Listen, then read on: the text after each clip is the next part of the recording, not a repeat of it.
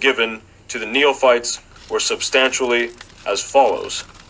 The soul of man, often called psyche, and in the Eleusinian mysteries symbolized by Persephone, is essentially a spiritual thing. Its true home is in the higher worlds, where, free from the bondage of material form and material concepts, it is said to be truly alive and self-expressive.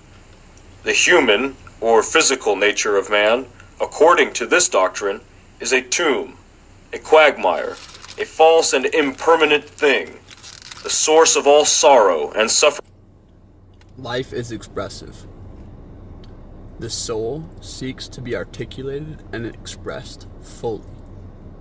This is why creativity and freedom of expression and a childlike mind is key. The soul wants to be expressed. Life is expression. Articulate that shit. Plato describes the body as the sepulchre of the soul, and by this he means not only the human form, but also the human nature. The gloom and depression of the lesser mysteries represented the agony of the spiritual soul, unable to express itself because it has accepted the limitations and illusions of the human environment. The crux of the Eleusinian argument was that man is neither better nor wiser after death than during life.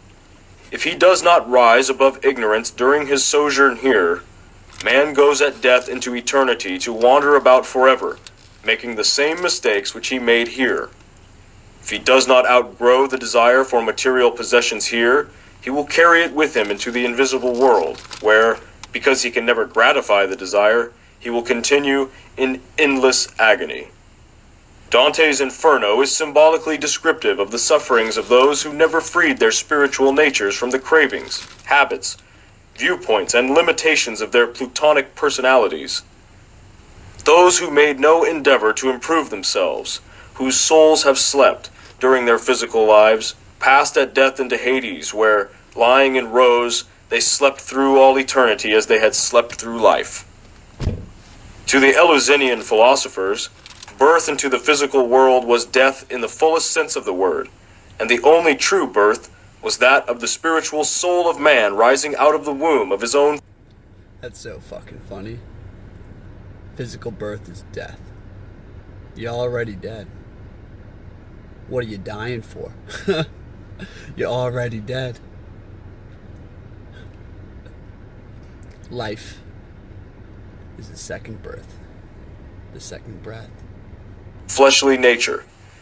The soul is dead that slumbers, says Longfellow, and in this he strikes the keynote of the Eleusinian mysteries. Just as Narcissus gazing at himself in the water, the ancients used this mobile element to symbolize the transitory, illusionary, material universe, lost his life trying to embrace a reflection. So man, gazing into the mirror of nature and accepting as his real self the senseless clay that he sees reflected, loses the opportunity afforded by physical life to unfold his immortal, invisible self. An ancient initiate once said that the living are ruled by the dead. Only those conversant with the Eleusinian concept of life could understand that statement. It means that the majority of people are not ruled by their living spirits, but by their senseless, hence dead, animal personalities. Transmigration and reincarnation were taught in these mysteries, but in a somewhat unusual manner. It was believed that at midnight the invisible worlds were closest to the terrestrial sphere, and that souls coming into material existence slipped in during the midnight hour. For this reason, many of the Eleusinian ceremonies were performed at midnight. Some of those sleeping spirits who had failed to awaken their higher natures during the earth life, and who now floated around in the invisible worlds, surrounded by a darkness of their own making, occasionally slipped through at this hour and assumed the forms of various creatures. The mystics of Eleusis also laid stress upon the evil of suicide, explaining that there was a profound mystery concerning this crime, of which they could not speak, but warning their disciples that a great sorrow comes to all who take their own lives. This, in substance, constitutes the esoteric doctrine given to the initiates of the lesser mysteries. As the degree dealt largely with the miseries of those who failed to make the best use of their philosophic opportunities, the chambers of initiation were subterranean, and the horrors of Hades were vividly depicted in a complicated ritualistic drama. After passing successfully through the torturous passageways, with their trials and dangers, the candidate received the honorary title of Mystes. This meant one who saw through a veil, or had a clouded vision. It also signified that the candidate had been brought up to the veil, which would be torn away in the higher degree. The modern word, mystic, as referring to a seeker after truth according to the dictates of the heart along the path of faith, is probably derived from this ancient word, for faith is belief in the reality of things unseen or veiled.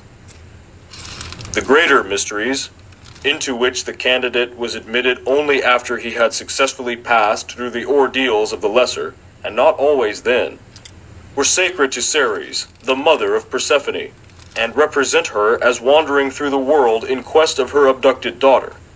Ceres carried two torches, intuition and reason, to aid her in the search for her lost child, the soul. At last she found Persephone not far from Eleusis,